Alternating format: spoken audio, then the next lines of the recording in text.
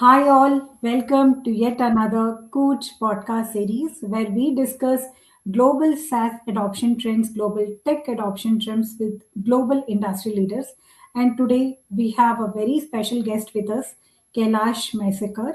He is the country head and site leader at IDOX GCC.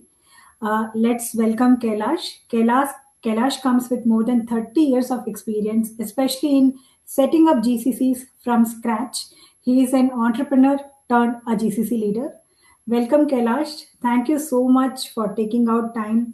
And I'm really looking forward to this podcast, and especially given the kind of phenomenal work that you're doing with the government bodies in establishing GCCs in non-prominent areas. That was really, that really caught my attention, Kailash. And thank you so much for taking such initiatives in the interest of government and welfare of the nation. So let's start the podcast, Kailash, and welcome again. Thank you so much. Thanks for inviting me on this podcast. Absolutely, Kailash. Let's start with your brief career journey. I know we had a brief discussion before this podcast, but our audience would like to know your brief career journey, Kailash.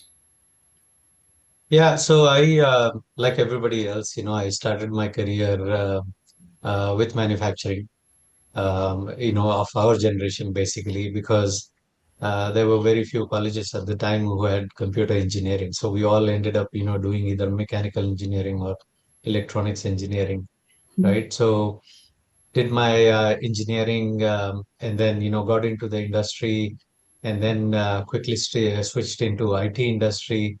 Spent about so rose above the inhibitions that we had that hey, IT is something, because back then the programming languages were completely different and nobody knew what exactly programming was. Yeah. So we had to go through that learning curve where we started all from very primitive languages like Fortran. Hmm. COBOL was another big thing at the time, because Y2K and all of that. Yeah. Then we landed up into SAP and spent a lot of years at SAP, Hmm. and rose through the ranks, in terms of being a developer and then, then architect and, lead, and then a project manager, program manager, delivery manager, all of that journey that everybody Yeah. else in my generation has gone through over the last, so many years. And then, also did some startups and then, successfully exited those startups and eventually converted those into GCCs, mostly in product development. And Okay. then here I am with IDOX, for the last over 5, 6 years now. Hmm. We've built this GCC, and IDOX is a government technology company, which means, we build applications and technology for various state governments, federal governments, local Okay. governments, even public sector organizations. And we are building, a product development as well as a shared service center, both in Pune here, to support our global clients. Wonderful. Wonderful. And which is it a US based GCC, Kailash? No, it's a British multinational Okay. company, Okay. London Stock Exchange listed firm. But having presence all over the world, we've got IDOX, IDOX France, IDOX Middle East, I've got IDOX India, and we've got IDOX UK. IDOX PLC is the parent organization. Similarly, in the Americas. So yeah, we are spread out the whole So, world. in all these IDOCs that you mentioned, it is for the that particular respective government bodies that the things. I mean, the product development is happening. Kailash. Yeah, so we've got at IDOX, we've got four divisions, right? And each of the divisions have their own mandates, support basically the either the government, enterprises or public sector enterprises or the Mm. government bodies. Mm. So, for example, we've got community solutions. So in community solutions, we've got product, specifically for grants, Mm. Research Connect, for example, Yeah. there are, bunch of PhDs, researchers. Generally, the problem that we see is, they look for funding, and most of the times, they Yeah. rely, on grants, from the governments. Mm. So what we do is we build that garage. We We what we did is we built a product where a researcher can come to our platform and actually find funding for their Wonderful. research area, whatever research area they are working on, Yeah. and they can directly apply to those. And these are not just government grants; these are, even private agencies, companies, industries who are looking to invest. So there are various such divisions that we have, and there are a number of products that people use. There are a lot of government agencies. We've got a geospatial division. We have a assets division. So Hmm. there's a number of things that we do for local governments as well as public sector enterprises. Wonderful, wonderful. So might be this is something which motivated you to closely work with the Indian government also, Kailash, at your bona fide capacity, like you mentioned last time. One of the interesting things that we saw when we deal with governments all across the world is uh, the intentions of government are always right, irrespective of who is in the party. It same goes with with Europe, US, UK, wherever you go. The intentions of the government to provide citizens the services that the citizens need. The businesses to provide certain services to the businesses, getting the investment, making sure the inflation is controlled, trying to provide the services at the speed that the citizens expect. So the intentions are absolutely clear, and the efforts are also in that direction. One of the challenges that we saw was they have crunch of resources, because there are Hmm. so many sections in the society that they have to fulfill the needs, that allocating the resources every time to a certain thing, even if say they see a profit in there, they still have to still have to refrain from doing that, because the larger good is Hmm. more important than making profits for the governments. And Hmm. that's where we step in, and we actually help these governments of Hmm. how they can do more with less. And in fact, that's our motto as well at IDOX, is do Wonderful. more. you Yeah. know so we always try to do more with less, by helping local governments, who are helping public sector organizations. Wonderful. So, could you share? Let's continue this conversation, and could you share? I mean, you're working with NASCOM and CII, and very closely with the state governments, like you mentioned, Orissa and Rajasthan. I think you have your upcoming session.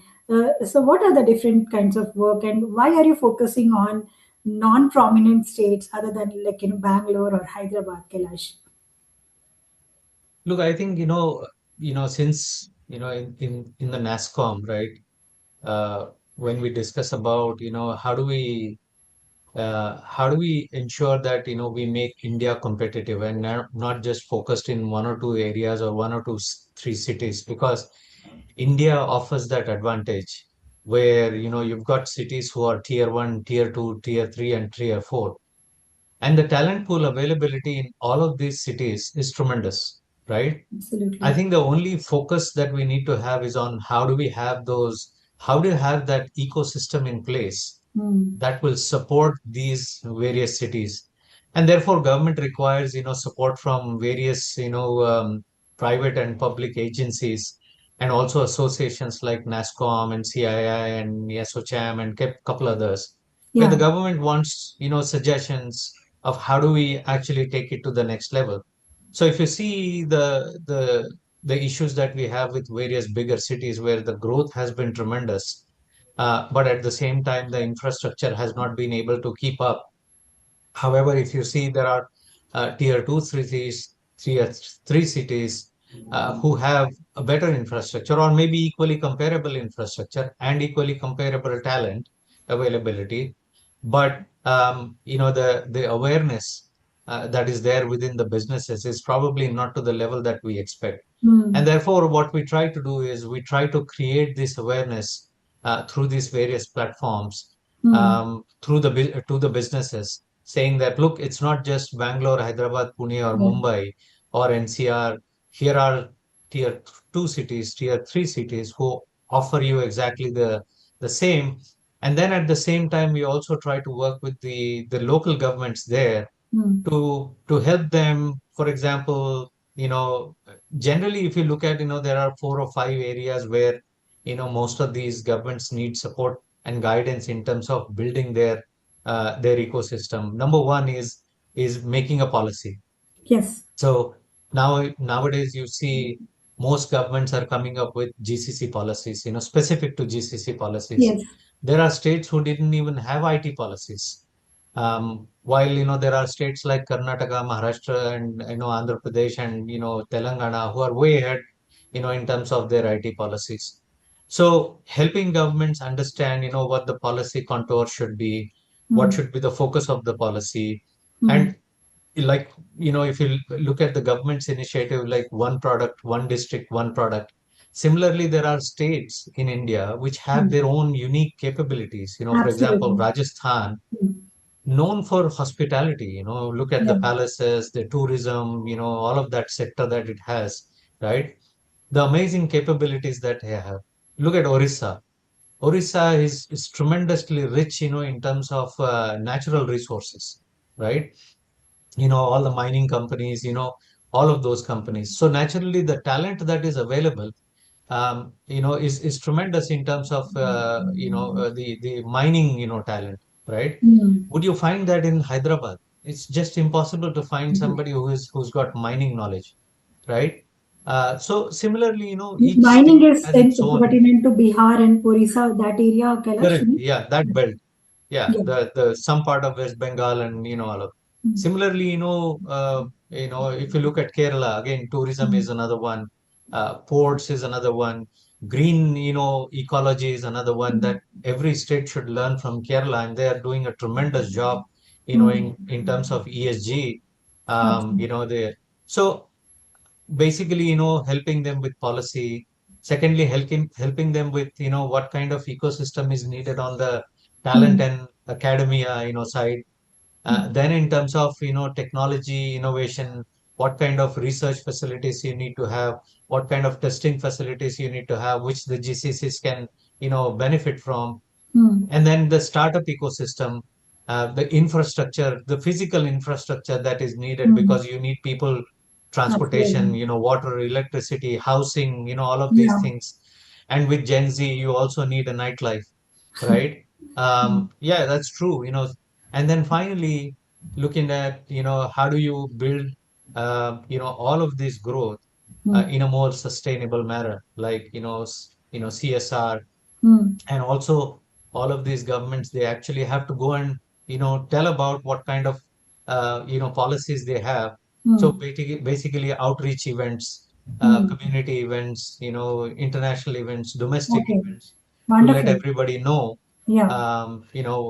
what the state has to offer.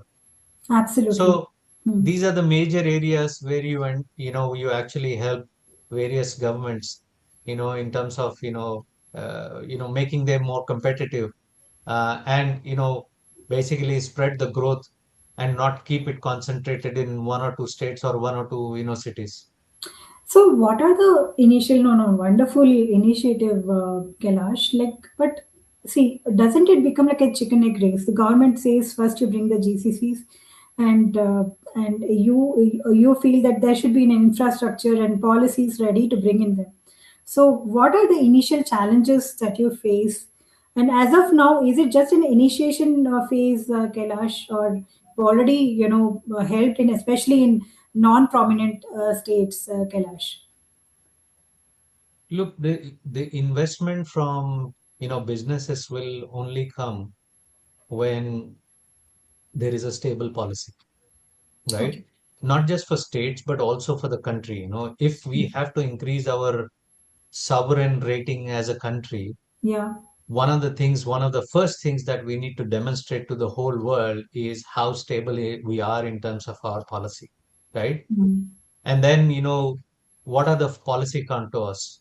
It's not always benefits, not all companies come only because, you are giving free power and, some tax benefits and this and that and all of that. A lot of the companies, come to a particular state or a country or a city is because of, its availability of talent, the stability, the safety factors, the infrastructure, and all other things. they don't look at, which, city or state is giving me what tax benefits and all of that. Yes, they do look. There are some, industries which are capital intensive industries, which Yeah. definitely require some policy support in terms of incentives.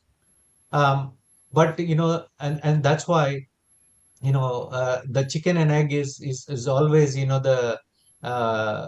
I would say in this case the egg is the policy, Okay. where the chickens are basically your, the thriving business, basically what comes out of the egg, right? You put the egg in the first place, and Sure. then let it, give it the nurturing that it requires. So when it hatches into a fledgling business. So, what do you think your idea? I think this question is just coming out of the flow, Kailash. You may skip it if you want, but how do you think, good idea, how can we fast track the policies? Is it because of the key stakeholders involved, and it takes longer gestation period to get the validation from multiple stakeholders?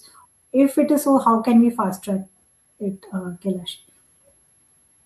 Look, I think there are two aspects to this, and this is my personal opinion. I could be wrong. But from my experience, working with various, agencies, and, talking to various, state governments, and, the authorities, I think it's mostly about, um, the willpower from the top, right? Okay. It's the top leadership which has that willpower, which has, that conviction, to make the state, or the city, or a particular region, conducive enough for the businesses to thrive. First come in, establish, and then thrive, and then grow the local economy. So it's the leadership from the top. Once the leader, has that vision Yeah. of this is where I want this state or region or the city to go to, take to, right? And then, have the second aspect is the team in place. Hmm. The right, team in place. For example, if you see, government of Telangana as an example, the vision is right from the top. The CM of Okay. Telangana is very, very focused. Same is the CM of, Karnataka, Karnataka. CM Yeah. of Maharashtra, Chandrababu Naidu. You speak with them, you get a complete different feeling. When you speak with them, you Yeah. really get goosebumps, because that's the kind of vision that they have set, and the team that they have under them is fully committed, and they want to go. They are very open. They talk to the industry leaders like us. They talk to various agencies, within the community, and they take their suggestions, very seriously. They work with in a very bipartisan way. Hmm. They talk to, not just, government agencies, but they also talk to non-government agencies. And when they do their policies, they always go back and review with the industry. Hey, look Hmm. at this policy. Do you think, have we missed anything? Or are there any Hmm. changes needed? Do you think, Hmm. there are, things which may become a cause of concern?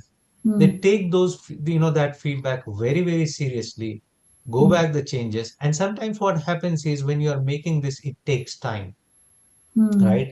Because governments also have priorities, other priorities, like Absolutely. we said in the beginning, right? Yeah. It's a democracy, Yeah. right? So therefore, government is not just about Hmm. GCCs, or, or a Yeah. particular industry. They have a bigger responsibility. Bigger. They have to Yeah. take care of, right from the cottage industry to agriculture to everybody is their responsibility, right? Absolutely. Yeah. So it takes time, but, like I said, once the leader is aligned, Hmm. the leader's vision is aligned with the rest of the team, I think there is no stopping, from there. At least in my experience, I've seen that in most of the governments Hmm. here in India. Sure, Kailash. Thank you so much for sharing that. And any recent story that you would like to share? You mentioned about in Kerala and in Bihar and Rajasthan. So, what is the status? Any recent development that you would like to share, or you want to keep it confidential? No, I think, it's public. There's, for example, let me just give you an example of, state of Kerala, Hmm. right? Um, we recently visited, on the invite of the Office of Chief Minister, we were invited to one of these AI conclaves. And one of the things that they announced, and the IT secretary himself was driving these initiatives along Mm. with his team, is that's the only state which has actually digitized all the land records. That Okay. is the first state in Okay. India that Okay. has fully digitized all land records. Mm. Now that what becomes the benefit of all of this is now you have a data bank Yeah. of every single piece of land that is available, Mm. right? And all the definitions of this land in terms of, whether this land is ecologically dangerous or it has, some biodiversity, or does it belong to a particular private ownership or does it belong to government ownership? Now the allocation of resources when it comes Very to, good. policy or any special initiative by the government, it becomes a lot easier. Mm. The imagine the time it takes to acquire the land for any development initiative that the state Yeah. government wants to do. It just shortens your time because of the availability of the data, right? Absolutely. Yeah. No, definitely. I think even now in Bangalore, there's so much chaos around the land issues, and sure, I don't want to talk much about it, Kailash. Let's shifting the gears and let's go to your GCC role, Kailash, as a GCC leader, right? So you have more than 30 years of experience in setting up the GCCs. So, what were the initial challenges? When you were setting up, was it it's by bought models, right? Build, operate, transfer model. So, which were the interesting models that you were working on in setting up the GCCs, and what were the initial challenges, Kailash? So our case is a little bit interesting. The You're reason why talking is about because, IDOX. Sorry, you're talking yeah, about. IDOX, Okay. setting up IDOX. Um, so our case was a little bit different. We actually acquired two companies. So we did an M&A, Okay. to enter into India. So we acquired two companies. One was called CT Space, another was called McLaren Software. So we basically bought these two companies, and these were again, having headquartered in Britain, but had large development centers in India. Yeah. Mumbai, Pune. So we entered through these acquisitions. And so we didn't have the opportunity to build, operate, and transfer. We couldn't do that because these were set up which were already there. Which were All already. we had to do was do the post-merger integration. Okay. Now, when we did the post-merger integration, we had a choice of what do we want to do with Mm. this. Should we convert this into a 100% export-oriented unit, or Okay. should we run this as two separate companies, separately, or should we integrate them into one single company and run it as a private firm that we would run in any other subsidiary company? That's where we made a conscious decision saying that we'll convert that into a GCC. We'll Okay. make it a 100% export oriented unit, and it would only serve our group companies, the parent company as well as the group companies. And we built it ourselves. So that was the approach that we took. But while we were doing this, we built an ecosystem around us which will support us. So we had a number of partners. We had an outsourcing partner who helped us, who's still there. The Yeah. outsourcing partner is still there, based in Mumbai, supporting us with a number of projects in terms of not just helping in terms of the resources, but also with some of the critical projects for which we didn't have the capability in the GCC. Because we were just building out, Yeah. right? But over the last 5, 6 years, we've now built, a lot of capabilities here that we can do a lot of large scale projects ourselves Mm. in house. But that doesn't mean, we have completely cut off our relationship with our outsourcing partner. Mm. No, that's not the case. Our outsourcing partner is still there with us. Okay. It's just that we probably are doing more niche products and niche, Mm. projects with our partner ecosystem rather than doing some generic or capabilities which we can fulfill in house. Got it. Got it. Sure, sure, Kailash. And given your, your background as you were entrepreneur and now GCC leader, so one question which is, on behalf of the entrepreneurs, Kailash. So whenever you are experimenting and, whenever there is a new capability coming into the organization, the demand of a new capability is coming into the organization. And which are the non-negotiable things in which you are sticking to your internal capability that no way we have to build this, the build versus buy. Mm. And if at all you're going to buy, which are the different qualification metrics with which I'm not asking from the procurement side, but as a decision maker, as the requirement for the product, what are the different qualification metrics that you will be looking into? And if at all you are going ahead with the buy version, then which are the different internal and external factors which are impacting? Is it that you still have to get the approvals from the HQ? And if it is so, how much time is it is going to take, Kailash? I know it's little lengthy. No, it's an interesting question, because we all go through this day in, day out. Okay. But look, the make versus buy decision, you know, in my opinion, this decision hinges, clearly on, a balancing, strategy, as a differentiator, because you are dealing with speed, at what Yeah. speed, you need Yeah. some differentiator to be rolled out, into the market to our customers. Yeah.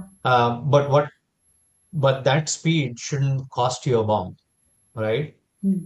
And when you have that differentiation, of what is more priority for you, right? Whether it is Hmm. speed or is this the cost, is what you look at, and then what is the capability that we have in house, Hmm. right?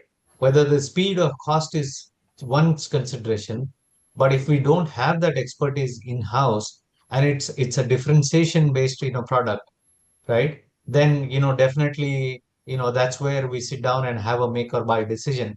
Of course, we have a global procurement policy, so we sit within the contours of the global procurement policy.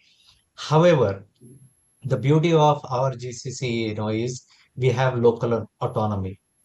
So the Okay. local autonomy allows us up to Wonderful. certain level, Yeah. in terms of the dollars, up to certain level, it allows us to basically make the procurements that are locally needed, for the Wonderful. local consumption. Either it can be a technology based, or it can be a service based, or whatever it is based, right? Yeah. And that's what we call, in financial terms, we call it a delegation of authority. That's what Yeah. DOA, Yeah. right? Where certain levels of delegation is done in terms of procurement. Yeah. Now that's the policy and the process part. Now, in coming to the technical part, where it say for let's say for example, I'll take an example of AI. Let's say Yeah. we are all talking about AI, right? Yeah. And therefore there are a number of use cases that my team comes up every day, and says, okay, can we work on this? Can we work on that? And one question that we all sit down and talk to each other is, for this use case, should we just go and buy it? Now, when I say buy, it's not just getting it done from a partner, but Hmm. sometimes when I say buy is also buying off the shelf. Yes. you know so for example, if there is a let's give an example of the one of the tools that we are using right now is for the interviews, right? Okay. So we wanted to do AI based proctored interviews where we can cut down the Yeah. screening time of the candidate. So we are using a tool which is AI based, which does everything. It Excellent. Yeah. Yeah. sets up the test, sends out the link, people appear for the test, it catches all the anomalies in there, if anybody is cheating and everything else, and then it finally gives us a result saying that this candidate is successful, right? Correct. Now, this is something which is, as a use case when it came to us, Yeah. this is not a really very strategic, Okay. right, to us. This is not going to give us a really competitive advantage when it comes to our customers. However, it increases our productivity. The Yeah. recruitment team can now focus on Yeah. more, strategic things. The hiring managers can now spend more time on doing their productive activities rather than just Yeah. interviewing forever, Yeah. right? So therefore, such use cases, it just go and buy.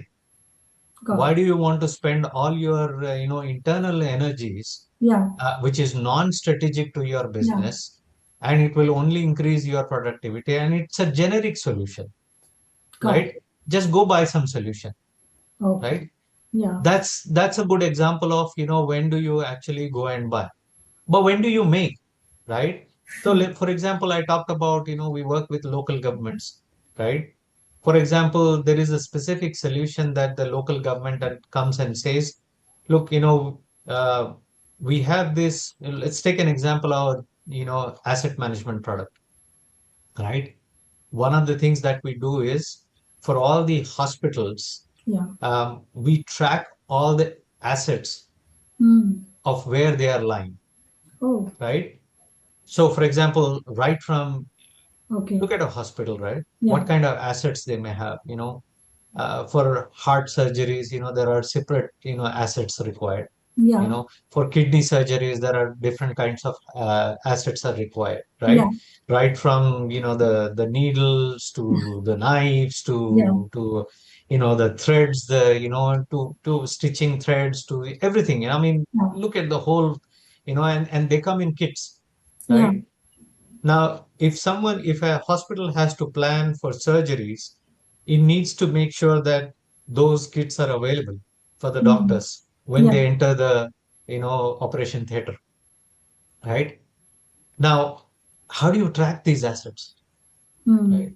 So this is a niche requirement. Niche This is a requirement. It's very, very core. niche requirement. Yeah. It's a core requirement. Yeah. And then what you do is you look at saying, okay, should we go and buy for something? May Now, not. if I go and look out in the market, these solution may be really generic, but there is a specific customer requirement, and they want only for this specific area, they want Hmm. us to, develop some solution.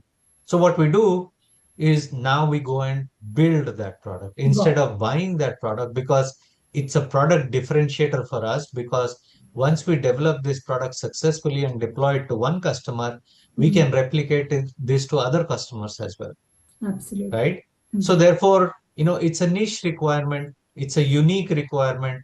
It requires certain level of skills which are not available outside.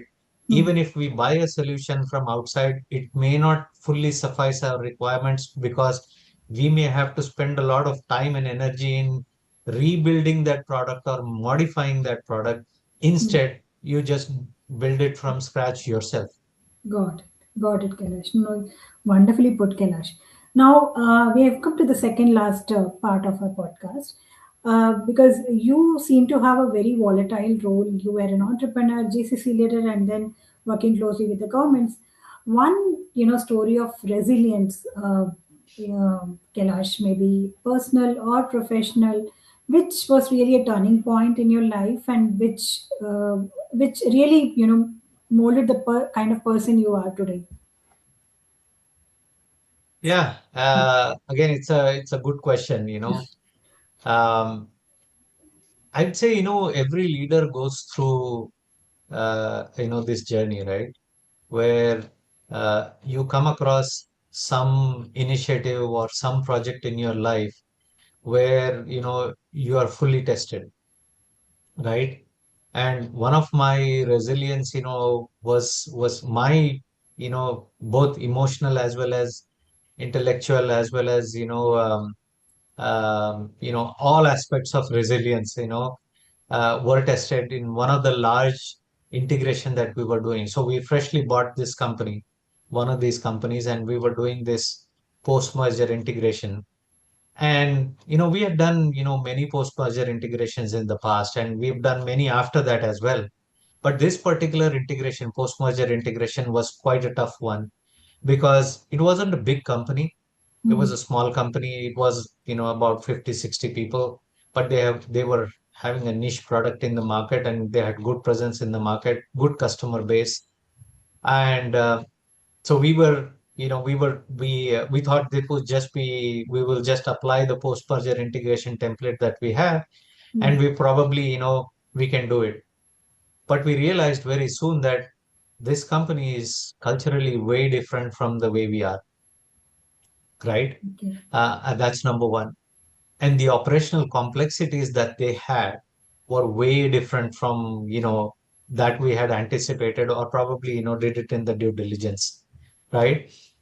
And then, when once we, by the time, we realized, these changes, we started seeing a spike in the attrition. We started Mm. seeing, dip in the Mm. productivity. We started seeing a lot of escalations, flying left, right, center, all Okay. over the place, right? And we started, questioning the whole purpose of why we actually bought this, this company. And was it really viable? Was it a really good decision, Good decision. Yeah. And we were at that critical point, and and I was at the focal point because I was doing the post-merger integration of these companies, and I was like, I was at a point where, am I the right person for this job? I was questioning myself. Am I the right person for this job? Or should I just go ahead and hire somebody who is external and who can come and do this job better? Because at some point in leadership, you always have to sit down and say, if Yeah. you're not the right person, you always have to give the job to somebody who is the right person. And there's no harm in doing this. Yeah. And even the management actually appreciates that. Yeah. So you need to have a sit down and have an honest conversation saying that, look, I'm probably not the right person. So I had this conversation, but there was my management had faith in me saying, Kailash, we are here to help you. Don't worry about it. Let's go through this. We'll have you some support. So we had some guys, we had some colleagues, from our UK step in, put together a program saying, okay, let's look at these things. And we started the first thing that we changed was instead of talking a lot, we started listening more, Okay. right? Okay. We sat down with these founders, we sat down with these guys, we sat down with all the employees, and we started just listening to them. We're saying that we created small forums, right? A small groups of people, and we Round started, tables. Okay. right, like within round tables, and we started Yeah. asking, hey, what is it that concerns you? Why is it you think, people have left in the past, or are leaving, all of that? What are your anxieties? Yeah. What is it that is, has created an impact on on, on you personally and professionally because of this change? Then we started looking at, once we heard them, we started looking at what is the criteria for success, for them. Mm. So we redefined the whole success criteria. So the success criteria that we had, at the time of acquisition, Yeah. and then we looked at, okay, looks like, we need to redefine our success Okay. criteria and redefine some other metrics, right? Okay. So we did that. We focused only on, focus on the integration rather than how soon we can finish this integration. We focused Okay. on how successful we can be with this integration. So the focus changed basically. And then finally, what we did was we empowered people. We realized that, it was more of a flat organization, and Mm. that was leaving people always looking for direction, Mm. right? Waiting for somebody to tell them what to do. What we did was, with these little groups, we organized these groups into various technology groups like Java one group, Mm. .NET one group, Finance one group, all of these groups. And then we started, elevating people to a team lead role or some people to manager role, and give them empowerment in terms of, go ahead, these are the success metrics. Go ahead and tell us, how do we now implement this? Mm. What are the policy changes that we need to make, which will bring the positive culture in this? Mm. And trust me, it took a bit of a time for us. Okay. I wouldn't tell you exactly how many months and years it took for us, Okay. but the year three Okay. of the post-merger integration, we saw only 3% attrition. Wonderful. So from an 80% attrition, Um, we brought it down to That's 3%. a So, phenomenal. and then Yeah. from there, we just, it took a hockey stick, growth from there. Wonderful, wonderful. So thank you so much, Kailash, for sharing this. And I think it takes a lot of guts to share that you were questioning yourself, if am I the right person, and you approach. So thanks for sharing that, Kailash. Let's move on to the rapid fire question, Kailash. So you have to be very short in answering. uh, Please make sure that you're answering in 1 to 2 sentences maximum. Sure. So let's start. One AI trend that you think is overhyped, Kailash. Yeah, agentic AI, is overhyped. Uh, Okay. to my, at least my people think that they can put agentic AI everywhere and anywhere, but Okay. that's not the case. Okay. There are specific use cases where they are really applicable, but I think not in every single use case agentic AI would be really that productive. Sure. Now, build versus buy versus co-create or partner. Which among these do you think the GCC leaders are adopting as of today, as on now? I think they are adopting all, depending on Okay. the priorities. I would say all of the above, Okay. as the option, right? Sure. Depending on the business priority. If the Okay. priority is, for example, we are building a product which is very, very intellectual property, specific, Yeah. then I would always build it in-house, Like you right? mentioned, yeah, earlier. Right. Yeah. If it's just a generic capability which I can, off the shelf and not waste too much time in building it, I'd just, buy it. But if there is a very local specific Mm. requirement, which is, say, for example, Indian government requires, Yeah. where the global product will not be helpful, then work with somebody who has already experience in that area and co-create with them. Sure. Now, if you were given a magic wand, and you were supposed to solve one real world problem with an AI, what it would be, Kailash? I think I would solve the infrastructure problem of India. Okay, sure. Now, and then the second last question in this rapid fire. If you had to choose one state, okay, this is just one state other than the prominent ones, which one will you choose currently, as of now, and which one you want to bet with the government of that particular state, Kailash? I will choose always Maharashtra. Maharashtra. 100%. There's no bias towards any other state. Okay. The reason why I say But that is no, Kailash, because, this is I'm asking other than the prominent ones. Prominent ones includes Kailash. Sorry, includes Maharashtra. oh, I would always, I mean, not one, but there are two, No, I'll say. no, one. First one and the second one, maybe sure. No, I think I would always pick Kerala then. If it's Kerala. non-prominent one, I will always pick Kerala Okay. because, I'm seeing the seriousness in the government there, Okay. the team that they have in place, Okay. and the balance that they are trying to create Hmm. while growing the business and business community and all of that. They are maintaining the fine ecological balance that they have. So they are doing a sustainable development, Hmm. and those are visible. They're Okay. clearly visible there.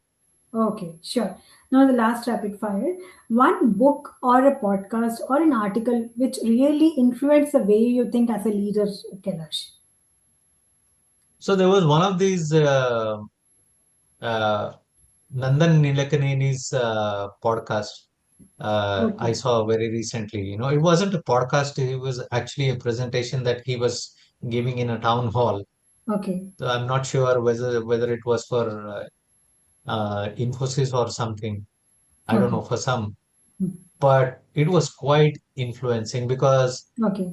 and I encourage everybody to go and see that Absolutely. We'll tag it. because you'll find it on YouTube. If you go there, Yeah. the latest one you'll find. There are many. One important thing it talks about is it talks about what India should do for the next 30 years. So it Okay. just doesn't talk about, next 2 years, 5 years, 2030, 2040. It actually talks about the vision for the next 30 years. Hmm. That's what it talks about. Wonderful. And how do you make that more sustainable? Hmm. And what kind of talent shift is needed? Hmm. And what is the real definition of productivity? Hmm. And he talks about those. And it kind of opens up your mind and thought process, saying that, and sometimes you start questioning the way I was thinking about productivity. And when I listen to him, it's like I got it completely wrong. Oh. He made Okay. it so clear that what Mhm. really is productivity, and how do you measure that, and how do you grow that for a country like India for the over next 30 years. So I recommend everybody should take a look at that. Sure, sure, Kailash. So, with that, I think we have come to the end of the podcast. Thanks again. Thanks a ton for taking out time and that on a weekend, Kailash, and sharing wonderful insights. And I'm really thrilled. I think I'll keep following you, in your initiatives with the government, especially. I'm really excited about it, Kailash. All the very best for your initiatives, Kailash. Looking forward to be in touch with you and inviting you in more such podcast, maybe a panel next time, Kailash. Oh, absolutely. I love the podcast too. Questions were wonderful. With the clarity that you had on the questions, it was wonderful. I enjoyed too. Trust me, I didn't do any preparation because Absolutely. I was doing a lot of things yesterday. I slept Right. late because of many other reasons. Yeah. But you made it so easy for me. So thank you so much. Thanks for inviting me on this. Hopefully the audience will like this. Absolutely, Kailash. Pleasure is all ours. Thank you, Kailash. Thank you so much.